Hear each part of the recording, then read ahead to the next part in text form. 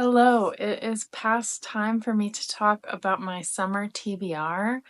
This year, I have been thriving and just loving the number of daylight hours I have to work with this summer. I have started sitting on my balcony with a book and a glass of wine in the evenings, and I'm really treasuring that experience.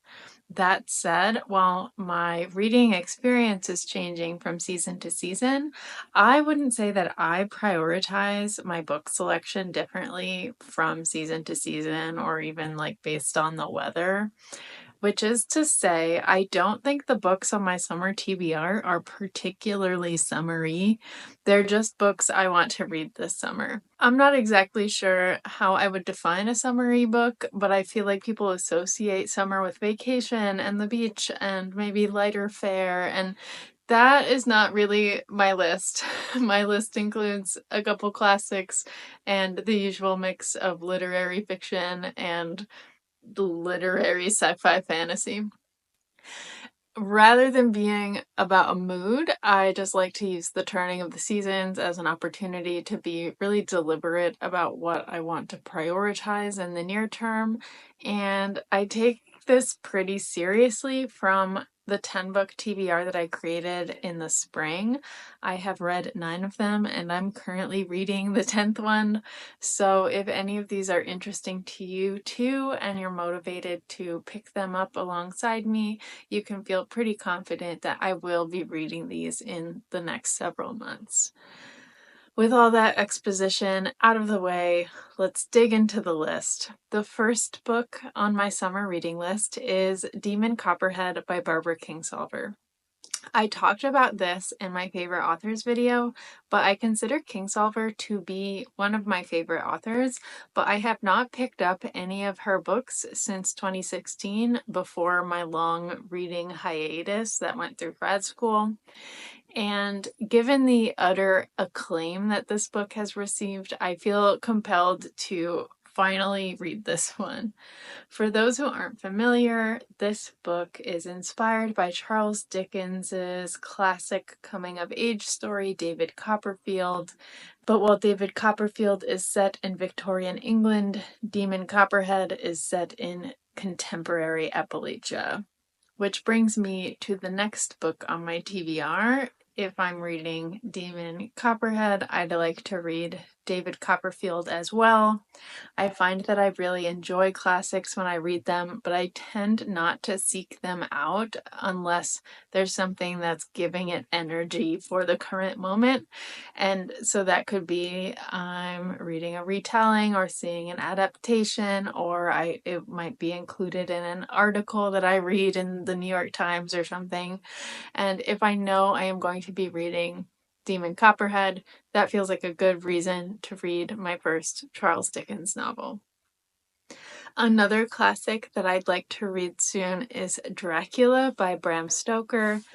This one has been on my backlist, but Anna, who has the BookTube channel From Russia with Books, recommended it to me again recently as something I would like and something that has an entirely epistolary structure, which is relevant to the Reddit Fantasy Bingo challenge I'm doing.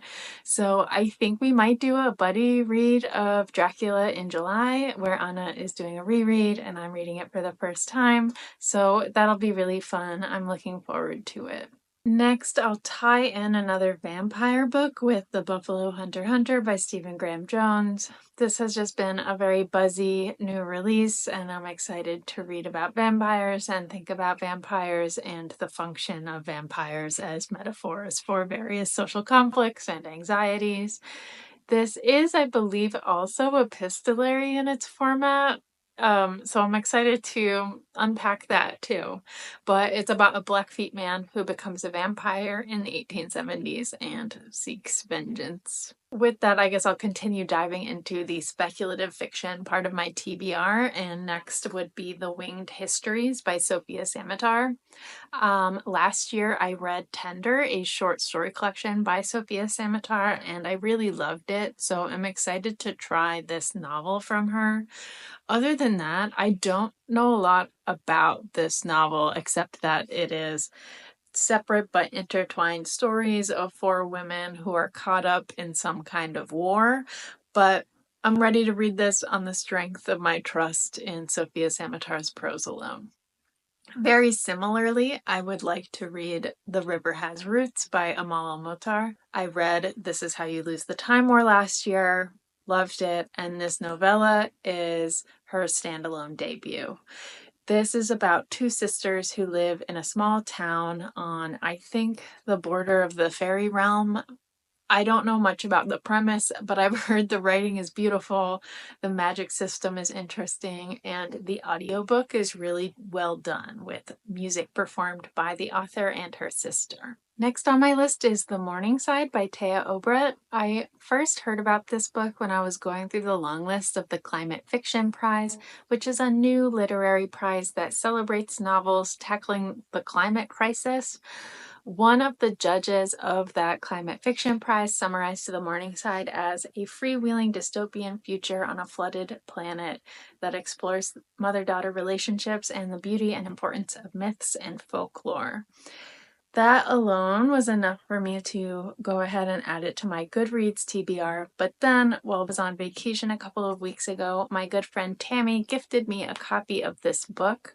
The Odyssey bookstore in Ithaca, New York was selling some blind dates with books, where they are wrapped in paper with drawings and clues on the outside.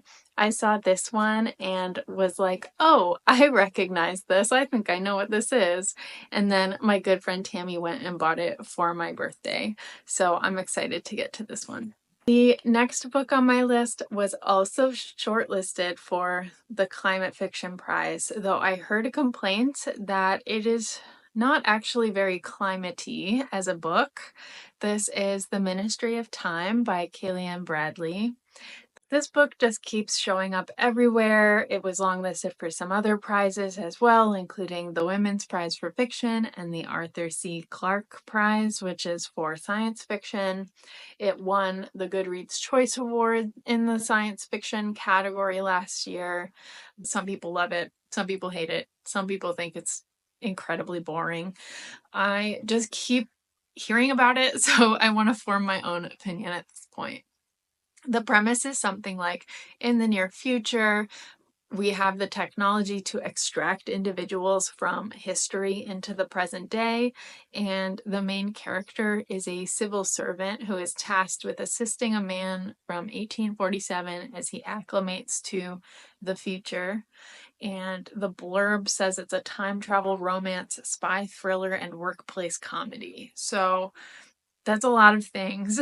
I'm excited to read it and figure out what all the fuss is about. The next book on my TBR is ASL by Jean Thornton. This one I've seen on several lists for Pride, for new queer releases.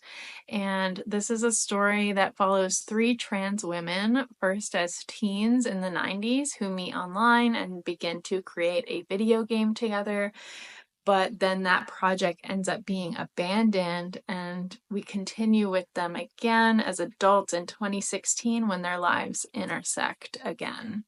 So this premise just really caught my eye. It's targeting me as a millennial with some nostalgia for the early internet, and I'm excited to read that one, of course.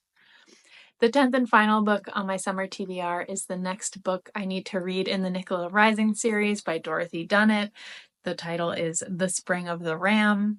I love Dorothy Dunnett, and I did a spoiler-free review of the first book in a separate video, but in book 2, the year is 1461, and our protagonist, Nicholas, travels to Trebizond to secure an important trade agreement and is of course entangled in the geopolitical tensions of the city.